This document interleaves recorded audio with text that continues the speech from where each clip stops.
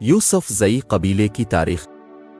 यूसुफजई पश्तून का सबसे बड़ा कबीला है जो पाकिस्तान, हिंदुस्तान और अफ़गानिस्तान में आबाद है। पाकिस्तान में उनकी ज़्यादातर आबादियाँ खैबर पख्तूनख्वा के इलाके सवात, सवाबी, गदून अमाज़ई, दीर ज़ेरिंग, दीर बाला, मर्दान, शांगला, बटग्राम, मालाकंद, बुनेर में है और तोर गुर में जहांगीर खेल यूसुफजई आबाद हैं। बन्नू के इलाके गौरीवाला में मुग़ल खेल यूसुफजई आबाद है।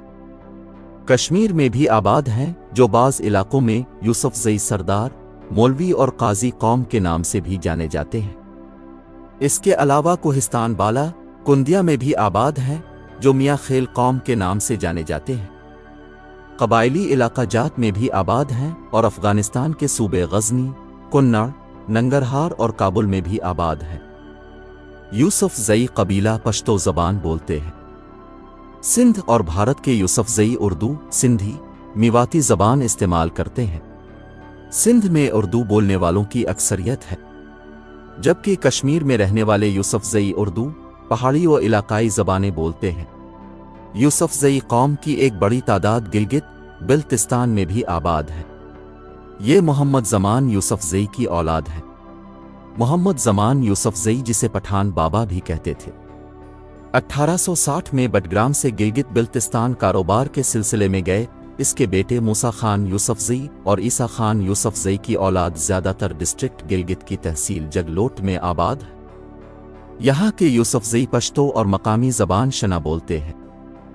यूसुफजई पश्तो में ज़्यादातर शीन की बजाय खे का तलफ़्फ़ुज़ इस्तेमाल करते हैं, यानी पश्तून को पख्तून कहते हैं और पश्तून खां को पख्तून खां बोलते हैं। यूसुफजई लहजे का पाकिस्तान में बहुत गहरा असर है, इसलिए तमाम बड़े शहरों में यूसुफजई पश्तो लहजा ही बोला जाता है और पाकिस्तान में तमाम पश्तो किताबों में भी यही इस्तेमाल होती है।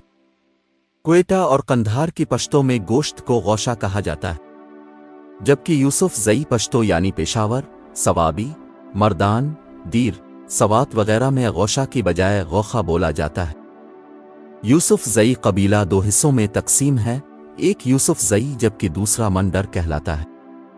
अखूंद दरवीज़ा लिखते हैं कि इस कबीले के जदहे अमजद मंदू थे, जिनके दो बेटे थे। एक का नाम यूसुफ था, जिसकी औलाद यूसुफजई कहलाती है, और दूसरे का नाम उम्र था, जिसका मंडर नामी एक बेटा था।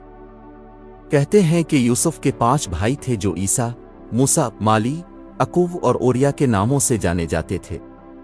इनमें ईसा की औलाद सबसे ज्यादा हुई थी, जिसके 12 बेटे थे। मुगलों के साथ एक लड़ाई में ईसा अपने 9 बेटों के साथ जान से हाथ धो बैठा। ईसा के 2 ही बेटे हसन और याकूब जिंदा बच पाए। बाद में हसन की औलाद हसन जई और याकूब की याकूब जई कहलाई। ईसा के 12वां बेटा अको उसकी मौत के बाद पैदा हुआ था, जिसकी औलाद अको जई कहलाती है। मज़कूरा तीनों खानदान को हेसिया से लेकर महाबन के पहाड़ों तक आबाद है। हसन जई और अको अबासीन के मशरकी किनारा, जबकि मदे खेल मगरबी किनारा पर आबाद है।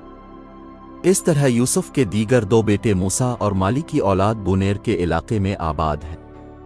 बुनेर के शुमाल की तरफ सवात के पहाड़ हैं, मगरिब की तरफ समा रानी जई, मशरिक की तरफ अबासीन और जुनूब की तरफ चमला का इलाका है। बुनेर के चारों तरफ पहाड़ हैं। इन पहाड़ों में जाबजा कई दर्रे हैं जिनमें लोग खेती बाड़ी करते हैं। बुनेर की आब ओ हवा अच्छी है, जहां पहाड़ों पर बर्फ पड़ती है। यूसुफजई बुनेर में कुछ यूं आबाद हैं कि मशरिक की तरफ चेगुर जई, शुमाल की तरफ गदा जई, मगरिब की तरफ सालार जई, जुनूब की तरफ नूर जई और दरमियान में आयशा जई और दौलत जई है। बुनेर में पाचा कनली नामी गांव में मशहूर पीर बाबा का मज़ार है। पीर बाबा का नाम सैयद अली तिरमिज़ी है, जो तेरमेज़ के इलाका से ज़हीर उद्दीन बाबर के घराने के साथ आए थे। पीर बाबा नस्लन सैयद थे। जिस वक्त शेर शाह सूरी ने हुमायूं को हिंदुस्तान से मार भगाया, तो पीर बाबा के वालिद अफ़गानिस्तान के इलाका कंदोज वापस चले गए और अपने बुनेर को न सिर्फ अपना मस्कन बनाया, बल्कि वफात पाने के बाद अब वहां आसूदा खाक भी है। यूसुफ का एक बेटा ओरिया था, जिसे लोग बादी के नाम से पुकारा करते थे। अखून दरवीज़ा के मुताबिक ओरिया अपनी माँ की शान में गुस्ताखी का मुर्तकिब हुआ था। उसकी औलाद कम हुई। जो थोड़ी बहुत थी वो चेगुर जई में रहाइश पजीर हुई। यूसुफ के चौथे बेटे आंको की औलाद बालाई और जेरी सवात, दीर और पंचकौड़ा में रहाइश पजीर है। आंको जई की दो शाखें हैं, एक ख्वाजा जई जबकि दूसरी रानड़ी जई। सम्मा के इलाके के रानड़ी जई मौजा निपवली से लेकर मालाकंड की चोटियों तक आबाद है और बर रानड़ी जई मालाकंड से ऊपर आबाद है। ख्वाजा जई की बाज शाखें बालाई सवात में आबाद है। इसी शाख की एक मिली जई दीर में आबाद है। सवात खूबसूरत जगह थी लेकिन यूसुफ जईहों की खाना जंगी की वजह से इसका हुलिया बिगड़ गया। लेकिन मियां गुल अब्दुल वदूद जो 20वीं सदी में यहाँ का हुक्मरान बना, उसने दोबारा सवात को आबाद किया। वीडियो को लाइक और शेयर करें और चैनल को सब्सक्राइब करें।